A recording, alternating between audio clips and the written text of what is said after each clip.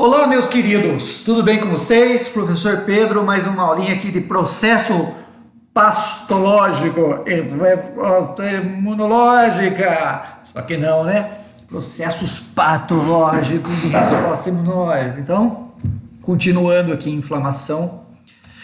E hoje nós vamos continuar a inflamação, tá? Então,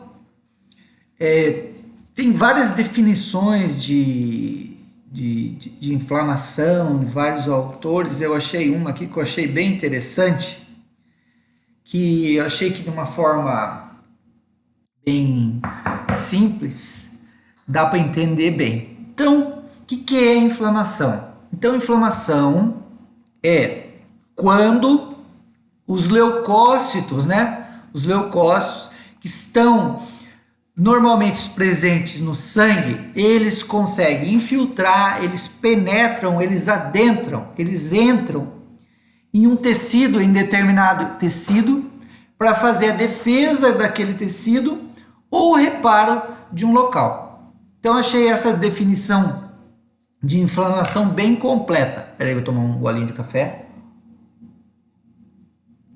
Então, eu achei essa definição bem completa de inflamação. Então, o que é a inflamação? Geralmente é definida como a resposta a uma agressão, seja ela física ou biológica, certo? Física, que eu digo, é algum trauma, e biológica, alguma infecção por um micro-organismo. E qualquer uma delas gera o quê? Uma atração de leucócitos para o local. Então, os leucócitos saem da corrente sanguínea do sangue, migram para o local, o tecido específico onde está ocorrendo a lesão, para fazer o quê? Defender o tecido lesado e, posteriormente, reparar, né? Corrigir essa lesão e até voltar ao seu estado de homeostasia.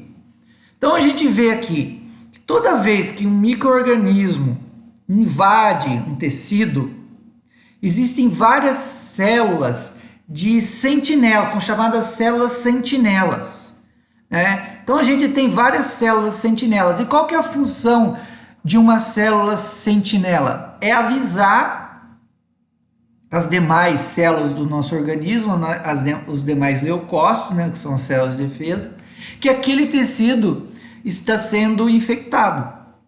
E para isso, ela libera substâncias químicas. E essas substâncias químicas são as citocinas. Nós temos 3 tipos de citocinas, que nada mais é do que são proteínas que funcionam como mediadores, como sinalizadores de que aquele tecido está sofrendo uma agressão.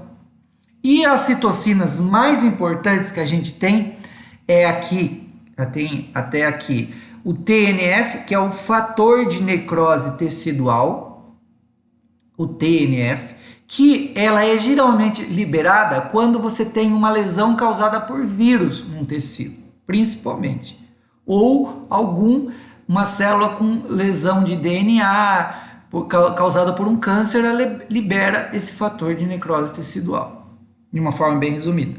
As interleucinas, certo? A interleucina e o interferon. Então são 3 principais citocinas que são liberadas. Essas citocinas, elas são liberadas pelos macrófagos, certo? Para o quê? Para atrair novos leucócitos, porque ela sozinha, ela não vai dar conta da infecção. Daí novos macrófagos vêm e migram para o tecido para combater a infecção bacteriana, viral ou a agressão. Então, de forma resumida, é mais ou menos isso que a gente define como infecção, tá bom? Então, o que a gente vai ver na aula de hoje? A gente já viu a gente já viu inflamação crônica, inflamação aguda, né? A gente já viu como que funciona de uma forma... Vou tomar mais um gole aqui, mano. Café? De uma forma bem geral, como que ocorrem os processos inflamatórios. Agora, na aula de hoje, a gente vai ver os principais mediadores os principais mediadores químicos de uma inflamação. E desses mediadores, eles podem ser liberados pela própria célula, eles são liberados no tecido lesado e eles podem ser liberados também por leucócitos, esses mediadores inflamatórios. Então você observa aqui, por exemplo, um tecido de duodeno, do intestino delgado. Você observa que aqui a gente tinha células cilíndricas, é um tecido de revestimento, que a gente tinha células cilíndricas e aqui a gente tinha células cilíndricas. Aqui, essa camada para cá, é o tecido conjuntivo. Aqui é o tecido conjuntivo. E você observa que a continuidade desse tecido foi interrompida. Então, o que aconteceu aqui? Ocorreu uma lesão tecidual, provavelmente aqui uma úlcera duodenal, certo? Levou à necrose do tecido e você tem a perda de todas as células aqui do tecido epitelial de revestimento. Então, o que acontece? Quando você ocorre o rompimento de células, seja em função de uma lesão química ou física, há liberação de mediadores, tá? E esses mediadores são proteínas que vão desencadear todo o processo inflamatório. E eles podem ser liberados pelas próprias células ou pelas próprias células lesadas, pode ser liberado pelos leucócitos e pode ser liberados por células dos tecidos. Então, quando você tem aqui um tecido epitelial de revestimento que sofreu um trauma, no caso aqui uma úlcera, mas poderia ser um corte, você vai ter nessa região lesada a liberação de mediadores, seja pela célula que foi arrebentada, seja pelas células presentes no tecido conjuntivo aqui que vão liberar substâncias para atrair leucócitos, ou seja pelos próprios leucócitos da corrente sanguínea que vão ser atraídos para esse local.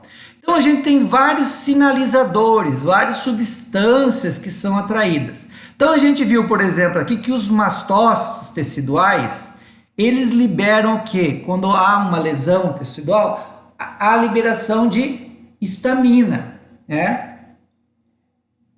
E a histamina é uma vasodilatadora, né?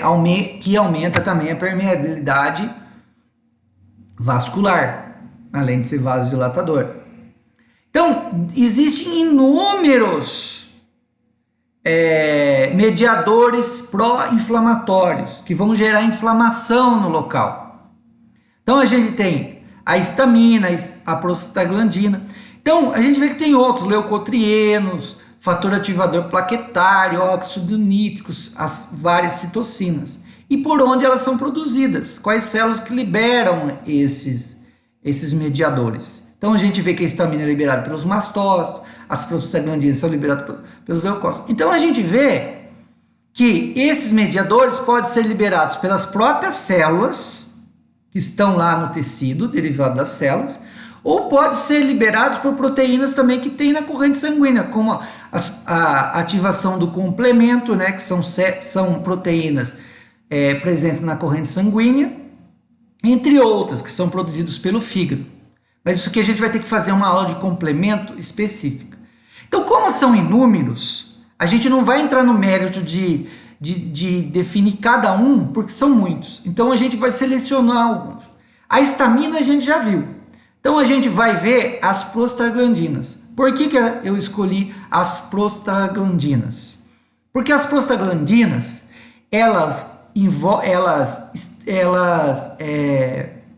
são liberadas no tecido após a lesão das células, são liberadas após a lesão celular, e elas estão envolvidas em muitos mecanismos dos anti-inflamatórios.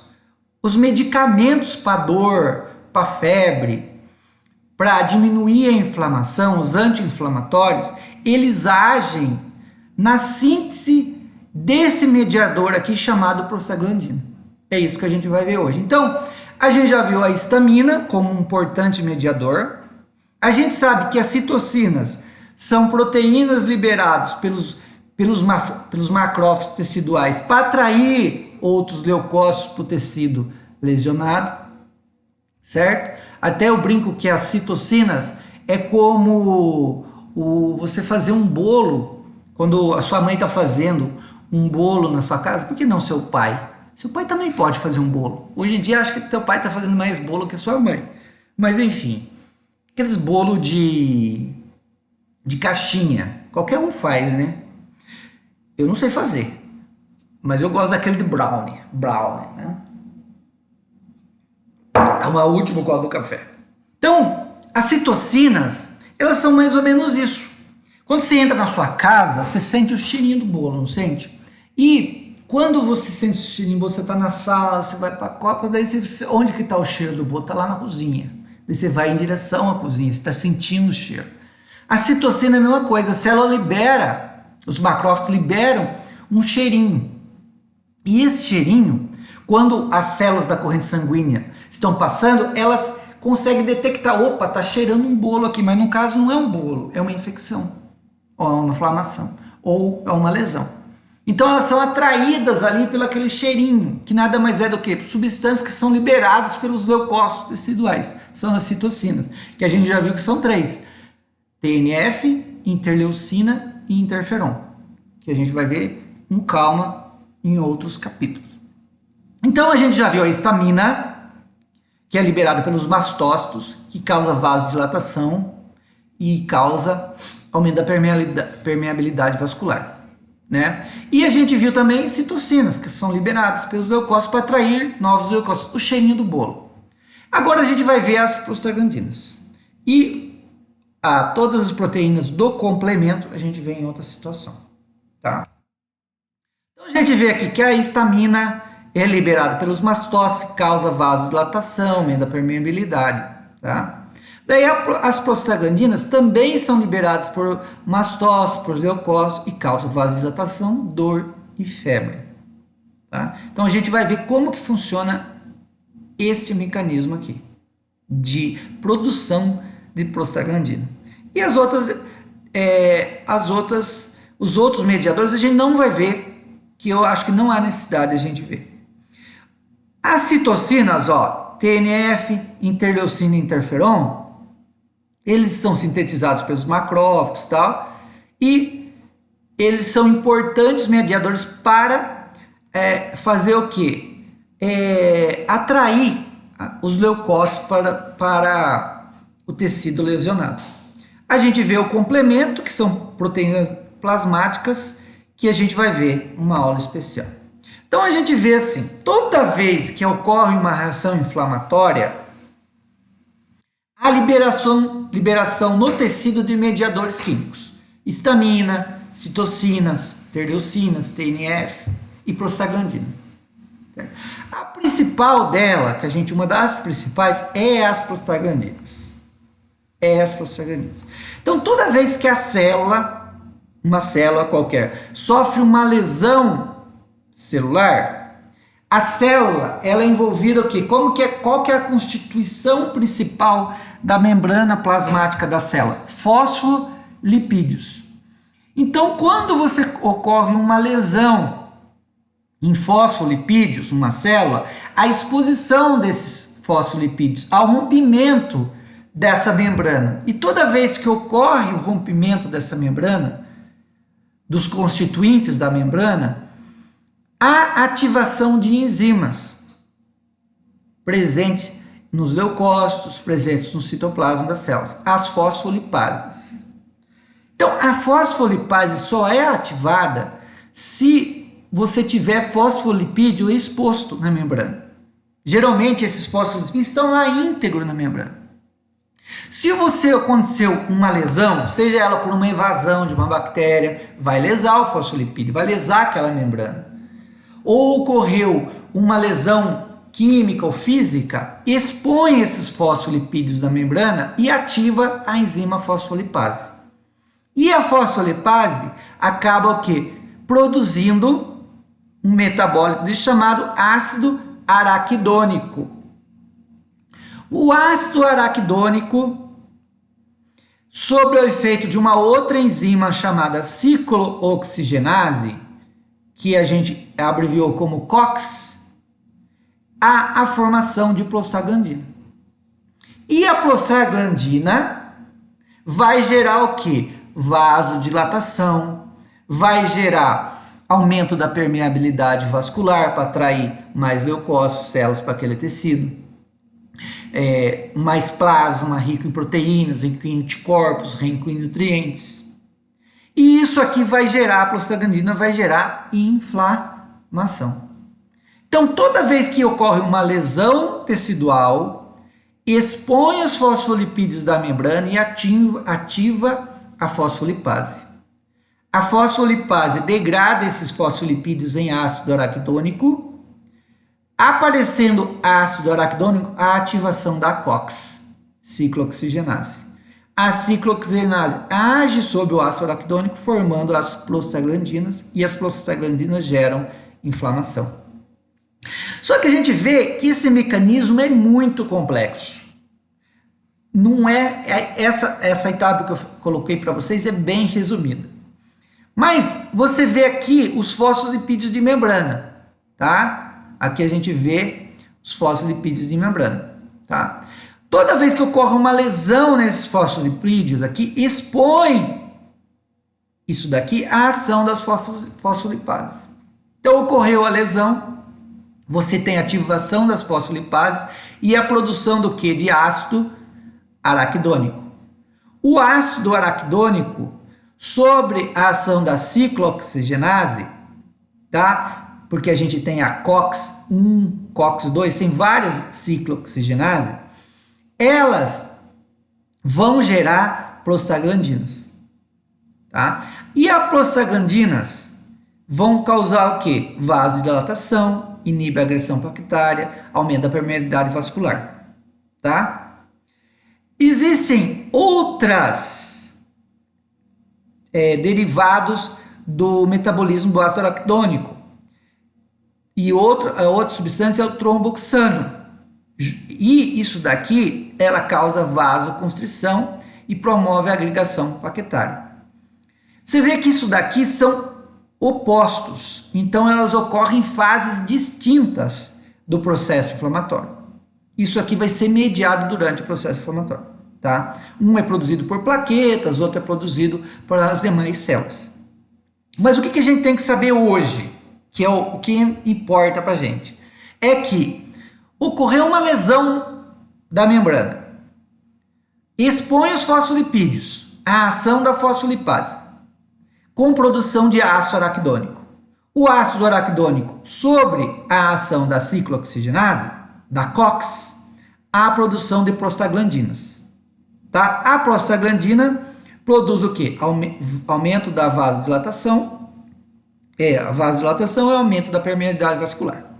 Quando você tem um processo inflamatório, e isso daqui, o aumento das prostaglandinas, ela faz o quê? Ela causa inchaço, dor, calor, rubor, né? Febre, todos aqueles efeitos lá, os 5 sinais cardinais da inflamação. Se você toma um anti-inflamatório, se anti-inflamatório é esteroidal, um anti-inflamatório esteroidal, ela inibe a fosfolipase, ó, já não há formação nem de ácido araquidônico. Anti-inflamatório esteroidal conhecido são os corticoides. Você vê que o corticoide, ele já age aqui, não desencadeando nada desses processos. Tá? Porque você vê que do ácido araquidônico pode, pela ação da ciclooxigenase, forma prostaglandina. Mas também pela ação da lipoxigenase, vai formar outras substâncias. Então, o corticoide, ele tem uma ação bem severa no processo anti-inflamatório. Então, um anti-inflamatório esteroidal são os corticoides. Ele já age aqui, ó, inibindo a fosfolipase, não desencadeia mais nada disso. Já os demais anti-inflamatórios, que são anti-inflamatórios não esteroidais, eles podem inibir a COX-1 e a COX-2. Existem vários ciclooxigenase. Então, eles inibem aqui a ação, não formando o que? Prostaglandina. Então, você vê que os medicamentos, eles agem nesse metabolismo. Então, é muito importante vocês conhecerem como funciona isso, para vocês entenderem depois, na farmacologia, como que funciona a ação dos anti-inflamatórios. Você não tendo prostaglandina, você não tem vasodilatação, você diminui toda a inflamação, tá? Principalmente na questão vascular e na geração da dor. Quando você tem uma inflamação, ela está respondendo a uma agressão, certo? Será que isso é bom, você tomar um anti-inflamatório? Será que se inibir toda essa cascata de reação, que não vem só para causar dor, que vem para ter uma tentativa de combater, é bom? Aí fica uma pergunta no ar. Será que tomar anti-inflamatório de qualquer forma é indicado, vendo que toda essa cascata aqui, toda essa reação inflamatória que é gerada, são mecanismos para conter um agente agressivo, são mecanismos para reparar uma área lesada? Então você pode inibir isso daqui e comprometer todo esse processo de essa reação que está tentando combater, que está tentando corrigir uma agressão. Dos derivados do ácido araquidônico, a gente tem principalmente as prostaglandinas e o tromboxano. Mas a gente tem outros também. Mas enfim, o que importa para a gente é a prostaglandina nesse momento. O tromboxano a gente vai ver em outra etapa. Então as prostaglandinas, elas fazem o quê? Vasodilatação, certo? Essa vasodilatação aumenta a quantidade de sangue no local, consequentemente mais leucócitos para defesa, mais nutrientes, oxigênio para o reparo da lesão. Se você toma anti-inflamatório, isso aqui já diminui, né? Aumento da permeabilidade vascular, que permite ao plasma abandonar, sair do vaso, né? Você aumentando a permeabilidade, o plasma, né, que são a parte líquida do sangue, ele vai extravasar para dentro daquele tecido, causando um exudato ali, carregando consigo leucócitos, proteínas, mais oxigênio para reparar a área lesionada, né? E a dor, por que a pessoa sente dor no local? Justamente para impedir que o indivíduo force a área afetada, agravando a lesão. Então, quando a gente fala ali do processo inflamatório, que ela gera dor, calor, rubor e perda de função, esse perda de função, quando a gente pensa em um trauma mecânico, sei lá, uma torção, a gente até entende no sentido de que você perdendo a função, você imobiliza aquela área afetada e facilita ali o processo, já poupa a região, né, que sofreu a lesão. Mas quando você pensa de uma inflamação de um intestino, de um tecido gástrico ou de um fígado, a gente já não consegue entender muito bem a questão da perda de função, né? Mas quando a gente pensa num membro, numa articulação, ela faz sentido. Então você tem aqui edema, o inchaço, que é o inchaço promovido pela vasodilatação, o rubor promovido pelo aumento do fluxo sanguíneo, o calor devido ao excesso de sangue, aumento de circulação naquele local, a dor provocada pelo estímulo às terminações nervosas e a perda de função devido à dor. E muitas vezes essas prostaglandinas, que são produzidas na lesão, elas agem lá no hipotálamo, que é uma parte do nosso cérebro, lá da região do encéfalo. E o hipotálamo, ele é responsável pela regulação da temperatura corporal, tá? Então, quando você tem um aumento da quantidade de prostaglandinas liberadas no processo inflamatório, principalmente causado por infecção, tá? Você tem o quê? Uma ação dessas prostaglandinas no hipotálamo, lá no cérebro, E esse hipotálamo ele regula a temperatura corporal. Então, quando o hipotálamo percebe que tem muita prostaglandina, ele aumenta a temperatura corporal. Para que ele aumenta a temperatura corporal? Quanto maior for a temperatura corporal, você intensifica a ação principalmente das mitocôndrias, tá? Para produzir mais calor. Aumentando o calor, porque ele age, o hipotálamo, estimula as mitocôndrias a consumirem mais energia, mais nutrientes para produzir ATP, você tem um aumento da vasoconstrição periférica e aumento da retenção do calor corporal. Por isso que a pessoa sente frio, tem aqueles tremores, justamente para aumentar a temperatura corporal. E o aumento da temperatura corporal gerada no hipotálamo, ele leva a um aumento da velocidade das reações enzimáticas, e isso daqui potencializa a ação de leucócitos no combate à infecção. Tá? Então, toda vez que você tem um aumento das prostaglandinas, essas prostaglandinas agem lá no hipotálamo, levando o hipotálamo a desencadear os mecanismos de aumento da temperatura corporal. O aumento da temperatura corporal leva a um aumento da ação de enzimas, e esse aumento da ação enzimática potencializa a ação dos leucócitos no combate ao agente infeccioso. Só que muitas bactérias, elas liberam, elas vendo que esse aumento da temperatura tem um limite. Nosso organismo sabe que acima de determinada temperatura, as nossas células, você tem um efeito inverso do...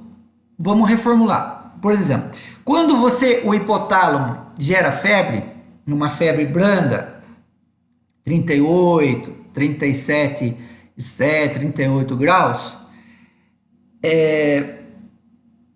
há um aumento da ação das enzimas dos leucócitos, um aumento potencializa o efeito dos leucócitos. O que acontece o que as bactérias fazem? Elas lançam toxinas que levam a um efeito pirógeno, quer dizer, elas potencializam a febre. Porque daí ela eleva cada vez mais a temperatura corporal. E daí isso daí já é muito ruim, porque pode ocorrer desnaturação enzimática e promover morte celular. Então, o hipotálamo ele aumenta a temperatura até um certo nível.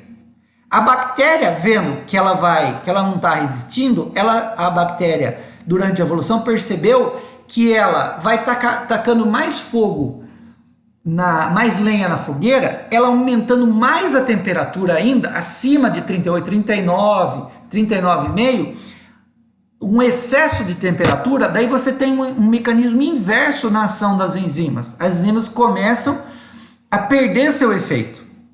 É isso que geralmente as bactérias fazem. Então, quando está com uma temperatura muito elevada, a gente tem que tomar o quê? Um antitérmico que vai diminuir a produção de prostaglandinas. Vai inibir a COX e vai ter uma menor produção de prostaglandinas. Consequentemente, daí você tem uma diminuição do nível de prostaglandinas e o hipotálamo regula a temperatura mais para baixo. Tem menos prostaglandina.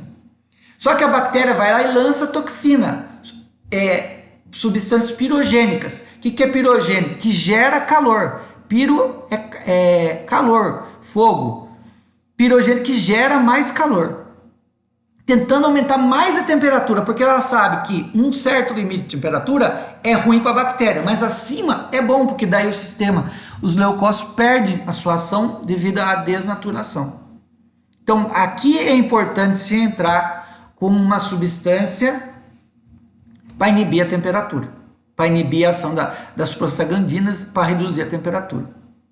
Então, você vê aqui que quando você tem uma lesão, revendo aqui, você tem um estímulo lesivo que leva a uma lesão da membrana fosfolipídica, ativação da fosfolipase. essa fosfolipase vai agir produzindo ácido araquidônico da membrana. O ácido araquidônico, sob a ação da ciclooxigenase, vai levar à formação de prostaglandina. E a prostaglandina aumenta a sensibilidade à dor, causa febre, vasodilatação, inibição da agregação plaquetária. Mas principalmente o que? Ela vai gerar vasodilatação, dor e febre. Então, quando você toma um medicamento, um corticoide, um medicamento esteroidal, ele inibe a fosfolipase. Tá?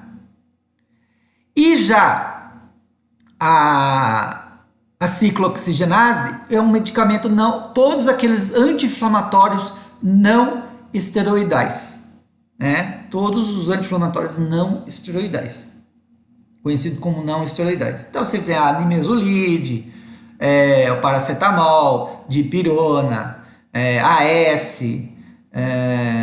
piroxicam, diclofenaco, todos esses medicamentos inibem a ciclooxigenase 1 ou 2. Cada um, se você for observar a bula, vocês vão ver lá, age na ciclooxigenase e tal. Tá? Então, fosfolipídios de membrana, sob a ação da fosfolipase, agem sobre o ácido araquidônico, formando ácido araquidônico na membrana.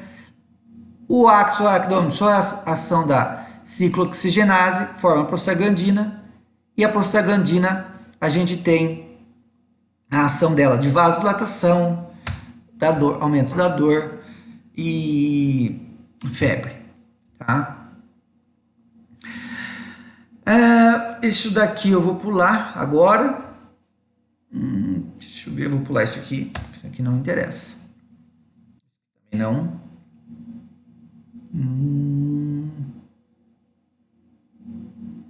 Isso aqui não vou falar agora. Então você vê aqui os medicamentos não esteroidais, né?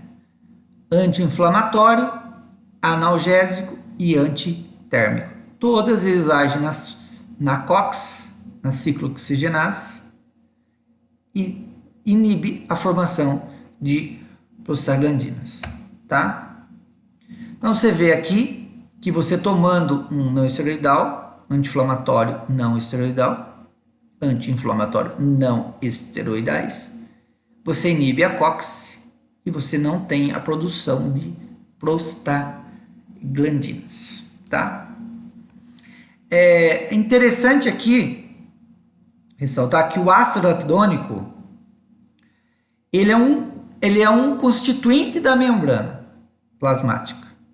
Então, quando você lesiona a célula, você ativa as fosfolipases e a fosfolipase age sobre os fosfolipídios, expondo cada vez mais o ácido araquidônico. Certo? Esse ácido araquidônico, sobre a ação da ciclooxigenase, vai produzir prostaglandina.